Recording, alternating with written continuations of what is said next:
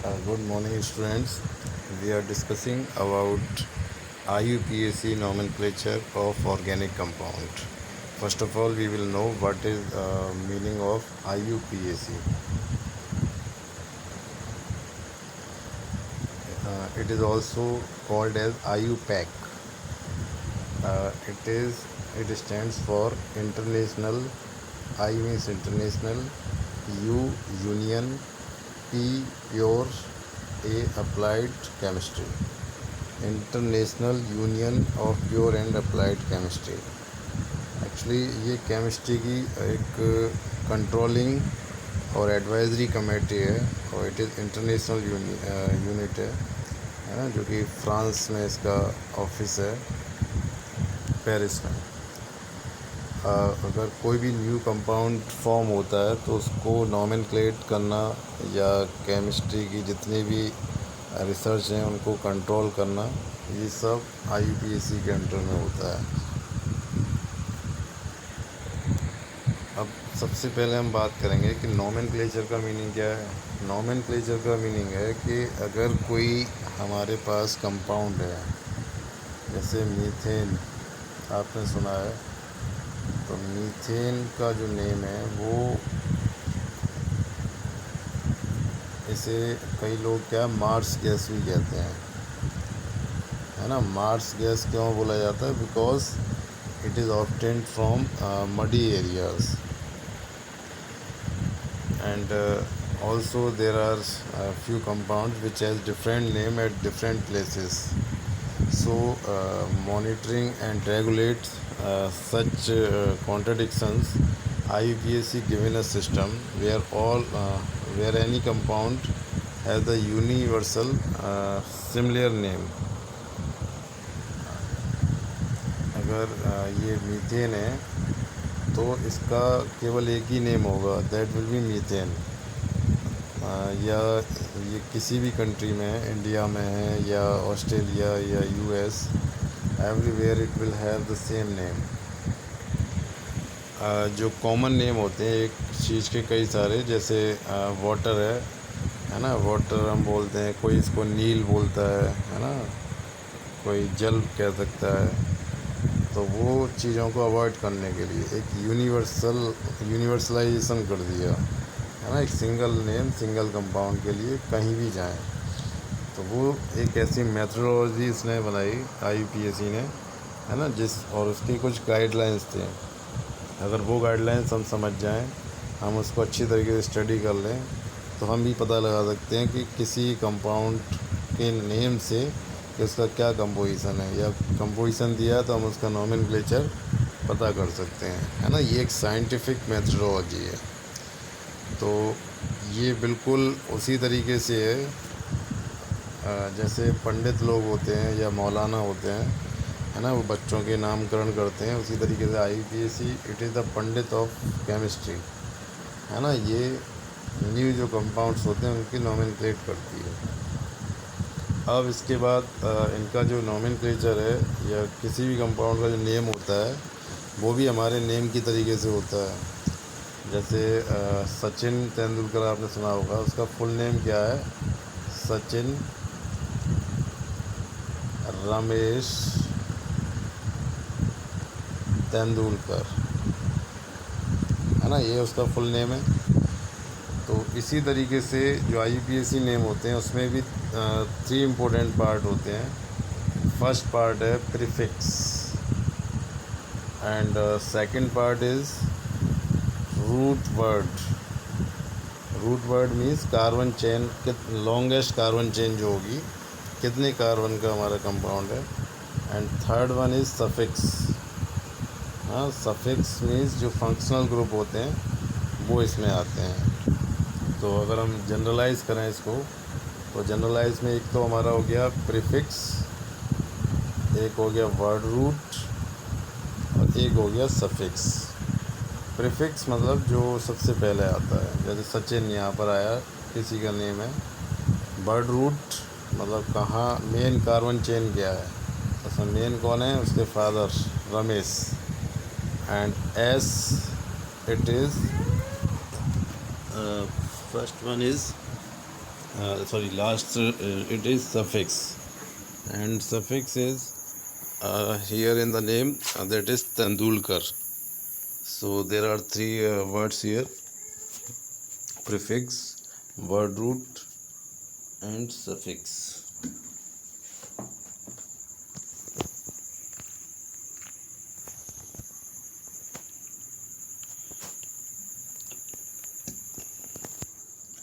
तो डिटेल में हम बात करते हैं प्रीफिक्स की।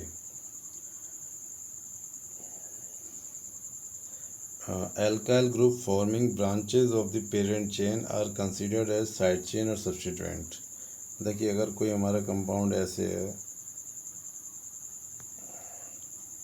और यहाँ हमने Cl जोड़ दिया तो ये क्या हो गया, सब्स्टिट्यूएंट, है ना। या यहाँ CH3 जोड़ दिया हमने तो ये क्या हो गया, सब्स्टिट्यूएंट हो गया। जो मेन कार्बन से जुड़े होते हैं उनको हम क्या बोलते हैं, सब्स्टिट्यूएंट। जो साइड चेन होते हैं, क्लोरो, फ्लोरो, ब्रोमो, ये सब हमारे किस में आते हैं, सब्स्टिट्यूएंट होते हैं, और इनको हम प्रीफिक्स में रखते हैं।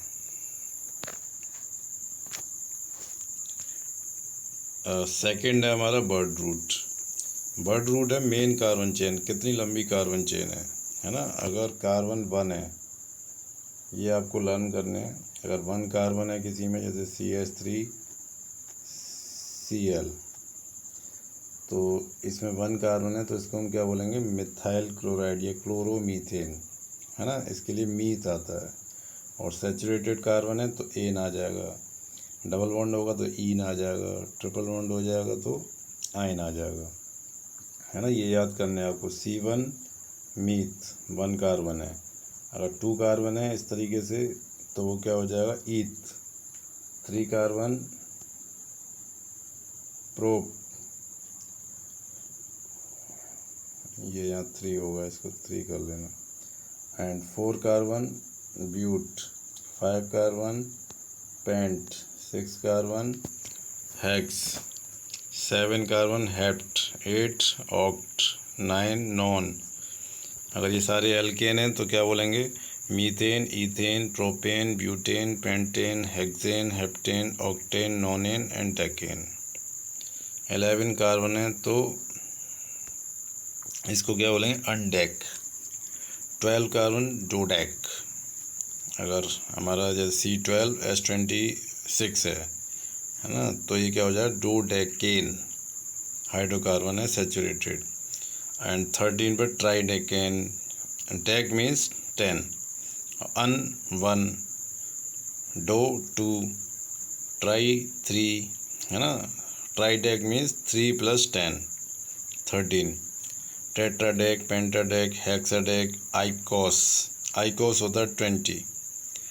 ट्राइकॉन्ट 30, टेट्राकॉन्ट 40। जनरली आपको ये 12 तक लर्न होनी चाहिए, है ना। यहाँ तक आपसे पूछे जाते हैं 10th में। अच्छा, इसके बाद हमारा सफिक्स आता है। तो सफिक्स भी 2 टाइप्स के होते हैं। एक तो जनरल, जैसे अगर हमारा कार्बन कार्बन सिंगल बॉन्ड है, एल्केन है ना, तो एल्केन के लिए जो आएगा हमारा वो क्या आएगा, एन, है ना, एल्केन। और अगर कार्बन कार्बन डबल बॉन्ड है, जैसे CH2 डबल बॉन्ड CH2, तो इस वाले केस में क्या आ जाएगा, इन। अगर ट्रिपल बॉन्ड है, जैसे CH ट्रिपल बॉन्ड CH, है ना, एसिटिलीन होती है, तो वहाँ पर हम क्या लगाते हैं, आइन। और इसका नेम क्या हो जाएगा, देखिए कार्बन यहाँ पर कितने हैं, 1 और 2, तो ईथ। ईथ तो क्या आ गया हमारा, वर्ड रूट हो गया, और ये आयन है तो इथाइन। सेकेंडरी सफिक्स ये मोस्ट इम्पोर्टेंट है ना। जैसे हमारा सेकंड था वर्ड रूट, उसी तरीके से ये, जैसे सचिन रमेश तेंदुलकर, तेंदुलकर वहाँ पर क्या है, उसका जनरेशन का को बताता है कि ये किस फैमिली से आ रहे हैं। तो उसी तरीके से ये भी हमारा फंक्शनल ग्रुप को बताता है सफिक्स, है ना। मेन जो सफिक्स है, सफिक्स मीन्स फंक्शनल ग्रुप।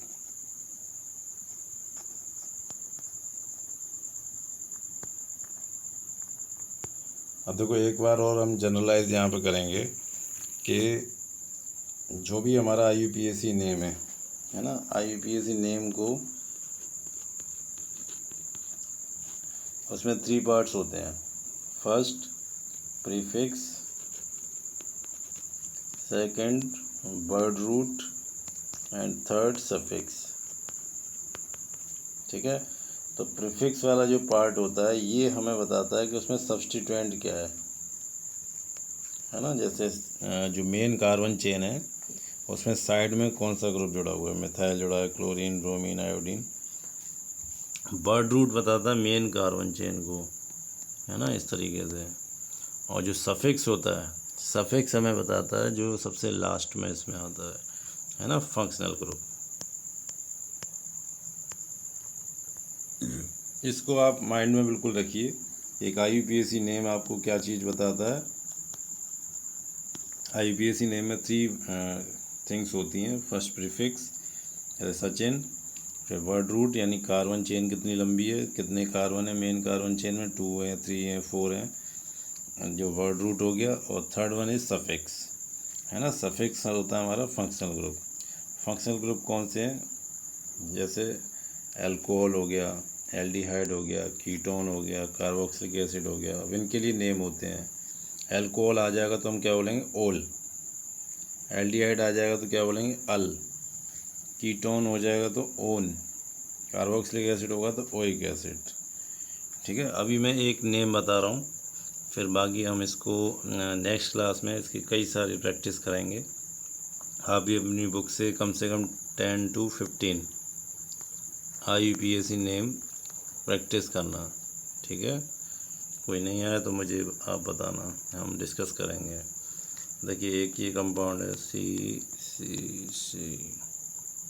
और यहाँ हमने लगा दिया CH3, यहाँ C और यहाँ OH।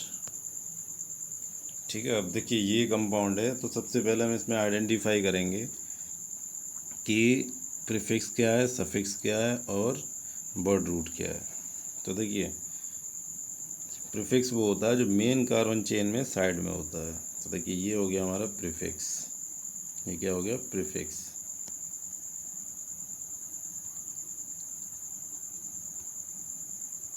ठीक है, ये हो गया प्रीफिक्स।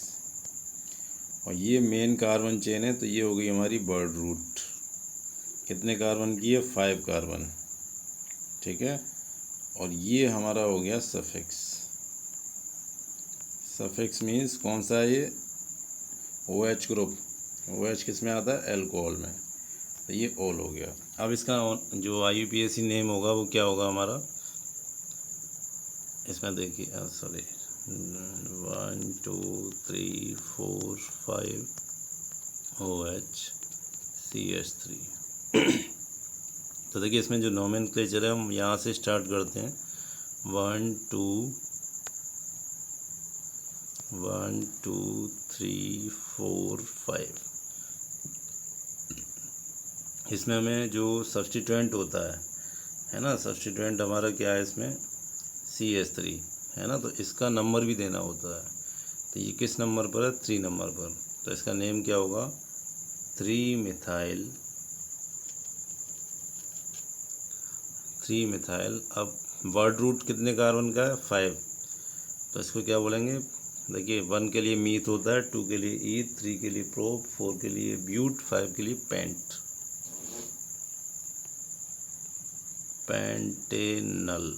पेंटेनॉल। ऑल होगा क्योंकि यहाँ पर क्या, OH, पेंटेनॉल। तो यहाँ पर देखिए इसका पूरा नेम क्या हो जाएगा, 3 मिथाइल 1 2 3 पर क्या जुड़ा हुआ, सब्स्टिट्यूएंट। ये हो गया हमारा प्रीफिक्स। ठीक है, ये प्रीफिक्स हो गया। उसके बाद क्या आएगा हमारा, वर्ड रूट। वर्ड रूट में कितने कार्बन है, 5, तो ये क्या होगा, पेंटेन। और फाइनली आएगा सफिक्स। सफिक्स क्या है, OH मीन्स एल्कोहल, और एल्कोहल के लिए हम क्या लगाते हैं, ऑल। ठीक है, ये मैंने एक एग्जांपल दिया है। इस तरीके से आप 10 to 15 अपनी टेक्स्ट बुक से या रेफरेंस बुक से प्रैक्टिस करेंगे। कोई नहीं आएगा तो आप डिस्कस करेंगे। ठीक है, बाकी हम नेक्स्ट क्लास में और इसमें डिस्कस करेंगे।